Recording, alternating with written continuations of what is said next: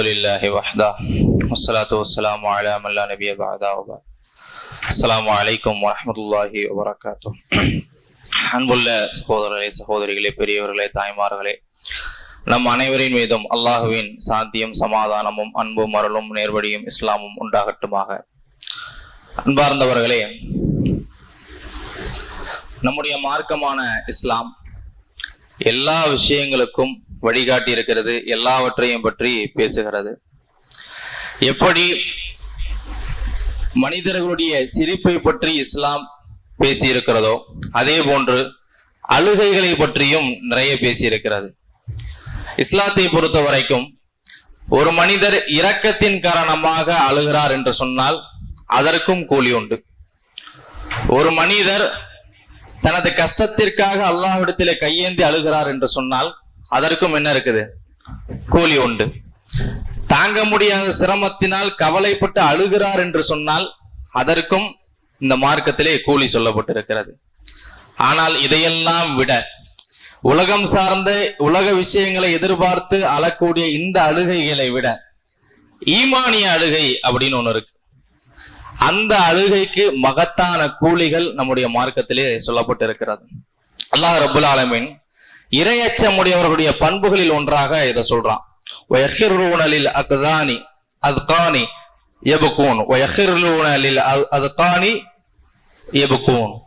அவர்கள் இறை நம்பிக்கையுடையவர்கள் எப்படிப்பட்டவர்கள் என்று சொன்னால் அவர்கள் முகம் குப்புற விழுந்து அழுவார்கள். அல்லாஹ்வுடைய அச்சத்தால், அல்லாஹ்வின் மீது கொண்ட ஈமானின் காரணமாக அழுவார்கள் என்று முஃமின்களுடைய பண்புகளில் ஒன்றாக அல்லாஹ் ரப்பல் ஆலமீன் சொல்லுகிறான். அல்லாஹ்வின் தூதர் ஸல்லல்லாஹு அலைஹி வஸல்லம் அவங்க சொல்றாங்க, நிழலே இல்லாத நாளில் நிழல் பெறும் கூட்டத்தாரில் ஒரு கூட்டம் யார் அப்படின்னு சொன்னா தனிமையில் அல்லாஹ்வை நினைத்து அழுதவர். நம்ம இடத்துல சொல்றாங்க, இரண்டு கண்களை நரகம் தீண்டாது, அதில் ஒரு கண் அல்லாஹ்வுடைய அச்சத்தால் அழுத கண்கள் அப்படின்னு சொல்றாங்க. சுப்ஹானல்லாஹ். இப்போ ஈமானிய அழுகை அப்படிங்கிற பகுதிக்கு மிகப்பெரிய கூலியும் செய்திகளும் நம்முடைய மார்க்கத்துல சொல்லப்பட்டிருக்கிறது. உண்மையிலேயே நம்மிடத்துல இந்த அழுகைகள்லாம் உண்டுதான். தனிமையில் அழுகிறது, யாரும் இல்லாத இடத்துல அல்லாஹ் இடத்துல அழுகிறது, இது நம்முடைய வாழ்க்கையில் இந்த பகுதி உண்டு. ஆனா என்ன வித்தியாசம் அப்படின்னு சொன்னா நம்முடைய அழுகைகள் பெரும்பாலும் இந்த உலக விஷயங்களுக்காக, உலகத்தின் தேவைகளை நிறைவேற்றுவதற்காக, உலகத்தின் நெருக்கடிகளுக்காக பெரும்பாலும் அழுதிருப்போமே தவிர மறுமையை நினைத்து, அல்லாஹ்வை நினைத்து, அல்லாஹ்வுடைய மகத்துவத்தை நினைத்து, அல்லாஹ்வுடைய அச்சத்திற்காக அழுது மிக குறைவாக என்ன செய்யும் இருக்கும். அல்லாஹ்வின் தூதர் ஸல்லல்லாஹு அலைஹி வஸல்லம் அவருடைய வாழ்க்கையை பாருங்க. ஒரு முறை நபி அவர்கள் இப்னு மஸ்ஊத் ரலியல்லாஹு அன்ஹு அவர்களை அழைச்சி குர்ஆனை ஓதுங்க அப்படின்னு சொல்றாங்க. குர்ஆன் ஓதி காட்டுறாங்க. அப்ப ஒரு கட்டத்துல நபி அவர்கள் ஒரு 41வது வசனம், சூரத்து நிசாவுடைய 41வது வசனத்தை கடக்கும் போது போதும் அப்படின்னு சொன்னாங்க. நிமிர்ந்து பார்த்தா அல்லாஹ்வின் தூதர் அவர்கள் அழுது கொண்டிருந்தார்கள்.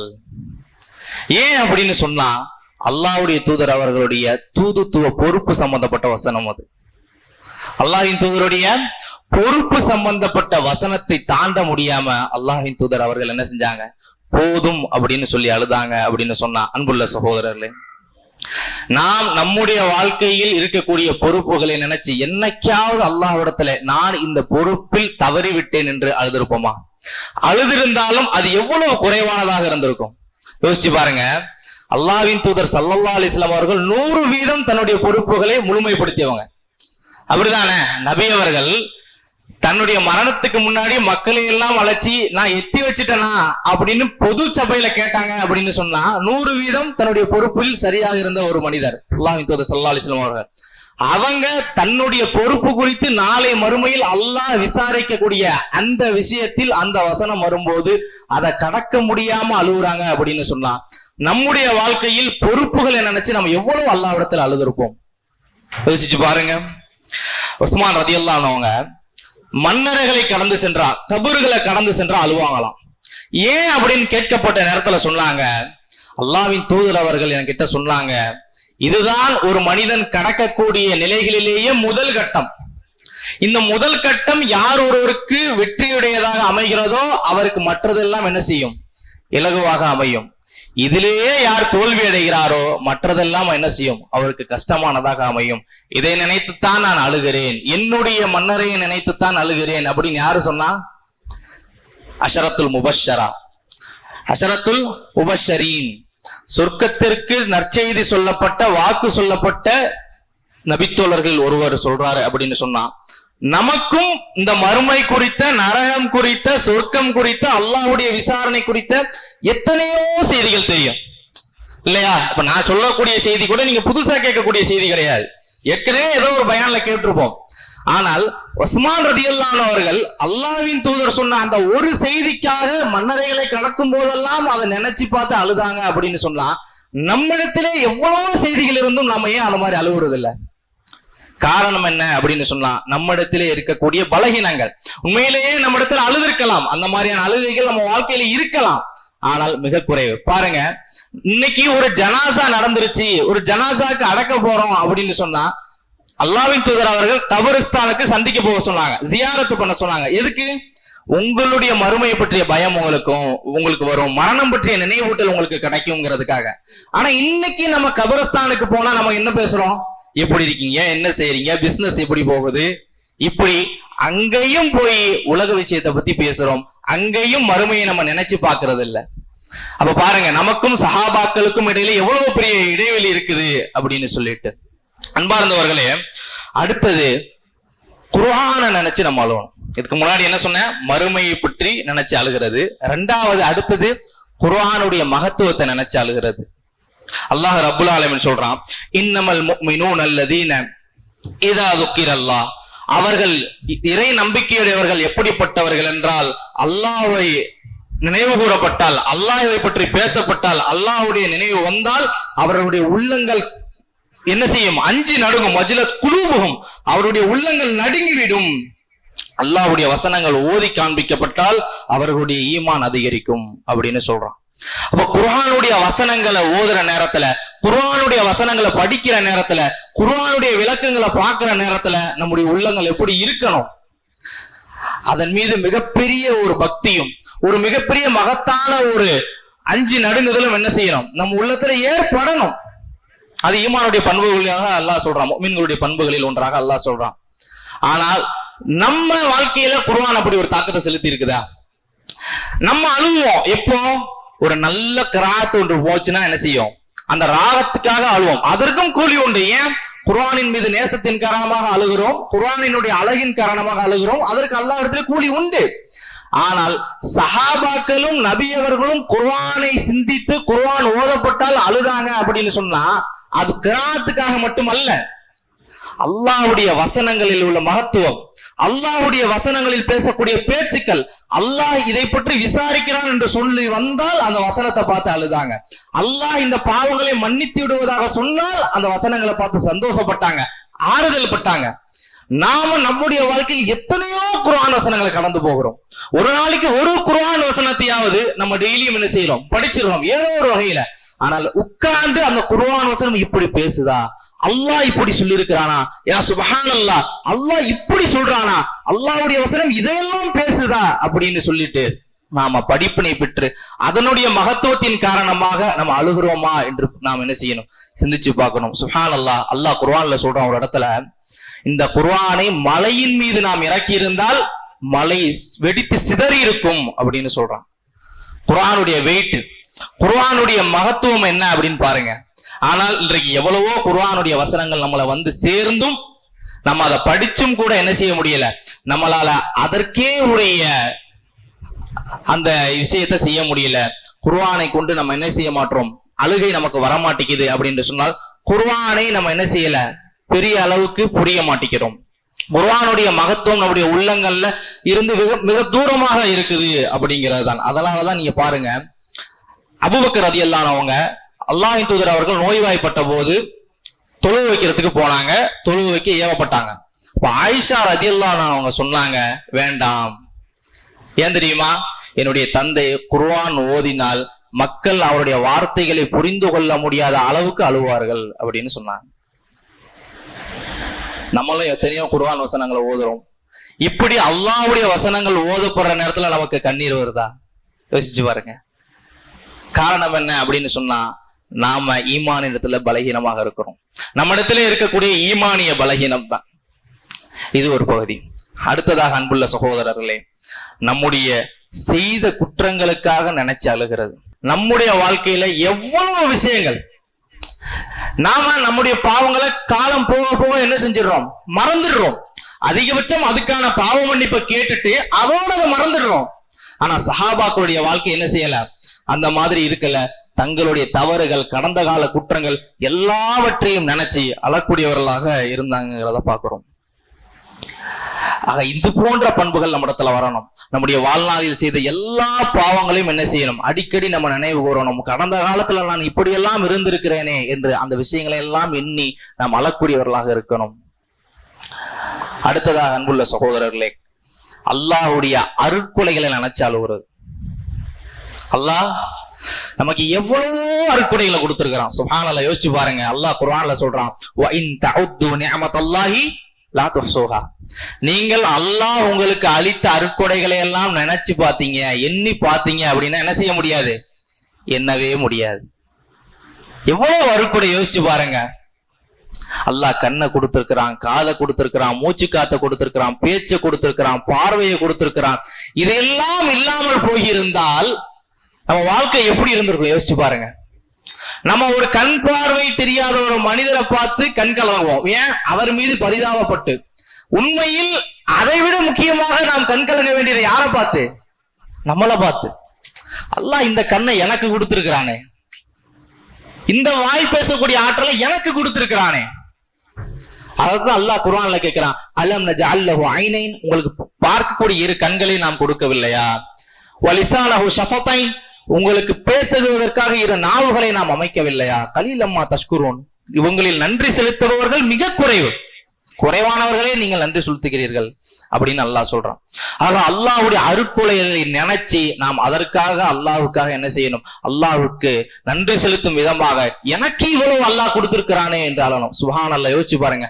அல்லாஹ் நமக்கு கொடுத்த இந்த ஹிதாயத், இஸ்லாம் என்ற ஒரே ஒரு மார்க்கம் என்ற இந்த அருட்கொடைகளுக்காக நம்ம அழுதா எவ்வளவு அழுவணும். எவ்வளவு மக்கள் இஸ்லாத்துக்கு வர்றவங்களுடைய வாழ்க்கையெல்லாம் பாருங்களேன், எவ்வளவு சிரமத்துக்கு மத்தியில் இந்த மார்க்கத்தை ஃபாலோ பண்றாங்க, பின்பற்றுறாங்க. ஆனால் அல்லாஹ் நமக்கு மிக இலகுவாக இந்த மார்க்கம் என்ற நியமத்தை கொடுத்திருக்கிறான்.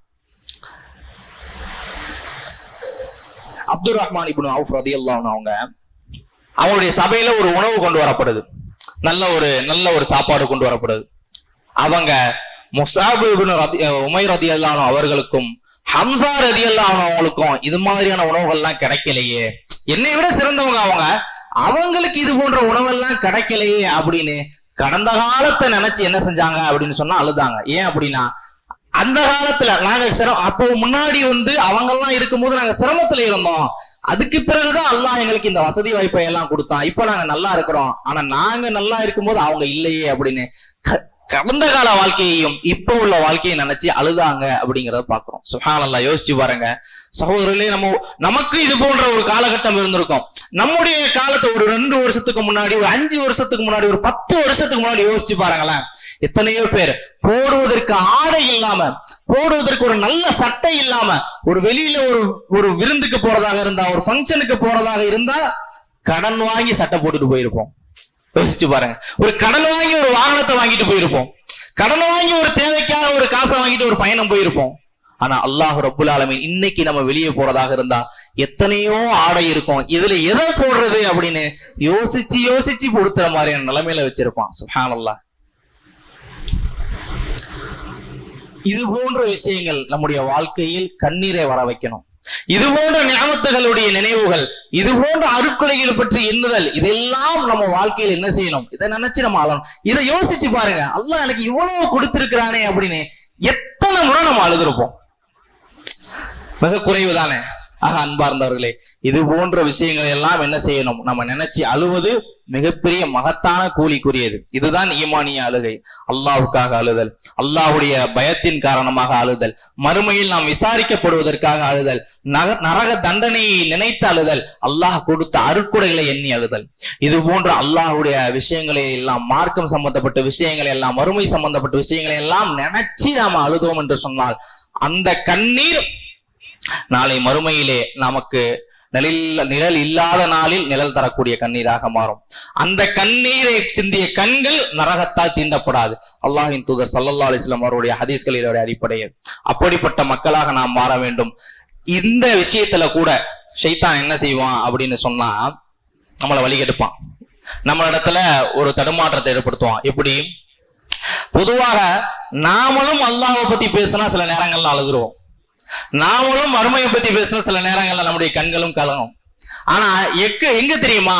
4 பேர் இருக்கிற சபையில அல்லது 4 பேர் இருக்கிற இடத்துல அதிகமாக நம்ம என்ன செய்வோம்? இயல்பாகவே அழக்கூடியவர்களாக இருப்போம். இது சில நேரங்கள்ல முகஸ்துதிக்கான அழுகையா கூட இருக்கலாம். 4 பேர் என்னை பார்த்து ஒரு பெரிய ஒரு நபராக நினைக்கணும், அல்லது அந்த கூட்டத்துக்கு மத்தியில அழக்கூடிய ஒரு இயல்பின் அடிப்படையில் என்ன செஞ்சிருவோம்? அழுதுருவோம். இந்த அழுகையை பத்தி நம்ம பேசல. அல்லாஹ்வுக்காக உண்மையிலே அழுத அழுகைகள், அல்லாஹ்வுடைய தூதர் ஸல்லல்லாஹு அலைஹி வஸல்லம் அவர்கள் அழுத அழுகைகளாக இருக்கட்டும், சஹாபாக்கள் அழுத அழுகைகளாக இருக்கட்டும், எல்லாமே தனிமையில் அழுத அழுகைகள் தான். பெரும்பாலும் சில நேரங்கள்ல தான் தன்னை கட்டுப்படுத்திக் கொள்ள முடியாம அழுதாங்கிறத பாக்குறோம். சில முன்னோர்களுடைய நல்ல மக்களுடைய வாழ்க்கையை பார்க்கும்போது அவங்க ஏதாச்சும் மக்களுக்கு பாடம் நடத்திக்கிட்டு இருப்பாங்களாம், ஏதாச்சும் உபதேசம் செஞ்சுக்கிட்டு இருப்பாங்களாம். திடீர்னு அவங்களை கட்டுப்படுத்திக்க முடியாம அழுக வர நேரத்துல எழுந்திரிச்சு போயிருவாங்களாம். ஏன்னா இந்த அழுகையை பார்த்தா மக்கள் என்ன செஞ்சிருவாங்க? அவர் உயர்வாக நினைச்சிருவாங்க அப்படிங்கிறதுக்காக அதை மறைவாகவே வச்சுக்க பார்த்தாங்க. அஹ்மது இப்னு ஹம்பல் ரலியல்லாஹு அன்ஹு அவர்கள் சில நேரத்துல அவங்க அழுவதற்கான அந்த உணர்ச்சி வருமா, அந்த வாய்ஸ் மாறுறது, அந்த பேச்சு மாறுறது, கண்கள் கலங்குறது, இது போன்ற ஒரு சூழல் ஏற்பட்டா என்ன செய்வாங்க அப்படின்னா, துண்டால தன்னுடைய முகத்தை மூடி இன்னைக்கு பனி அதிகமாக இருக்குதுல்ல அப்படின்னு சொல்லிட்டு போயிடுவாங்களாம்.